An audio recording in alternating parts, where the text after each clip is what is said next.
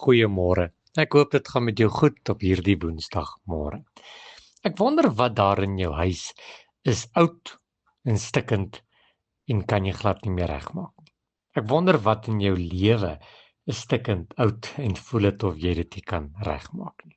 Ek wil hê jy moet vanmôre saam met my gou jou Bybel rondblaai. Heel agter in die Bybel, Openbaring 21 vers 5.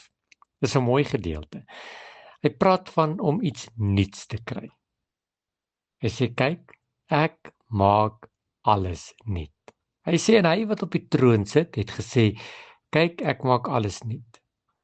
En hy sê skryf want hierdie woorde is waar en hierdie woorde is betroubaar. Hierdie woorde is waar en betroubaar. Wat s'ie woorde? Dat die Here vanmôre vir jou wil sê dat hy maak alles nuut. Jy sien soms voel dit asof daar sekere areas in jou lewe is wat stikkend is. Miskien jou finansies of jou verhoudings, miskien jou werk, jou besigheid, jou drome, jou ideale, jou familie.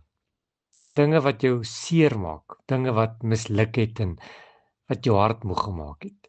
Maar hierdie woorde wat kom uit God se mond self wil vanmôre vir jou sê dat hy kan alles nuut maak. Nie net party dinge nie, nie net soms nie ek wens ek kon dit doen nie net dinge wat nie te veel gebreek is nie. Nee, die stem sê vanmôre dat kyk, ek maak alles. Wil jy nie gou hardop saam met my sê die woordjie alles. Ek maak alles nuut. Dit is die stem van die koning van die konings. Dis ook 'n belofte dat dit wat in jou lewe gebreek is, die Here kan nuut maak. 2 Korintiërs 5 en vers 17 sê, as iemand in Christus is hy 'n nuwe skepsel. Die ou ding het verbygegaan. Kyk, alles het nuut geword. Ek en jy het vanmôre 'n belofte dat die Here wil jou herstel. Hy wil jou gesond maak, jou genees en dit wat verlore en stikkend is, wil God weer kom regmaak. Jesegiel 36:26 sê, en ek sal julle 'n nuwe hart gee en 'n nuwe gees in jou binneste. Dit praat van nuut wees en gesond wees. Hoor gou wat sê Jesaja 43 vers 19. Hy sê kyk, ek gaan iets nuuts doen. Nou sal dit uitspruit.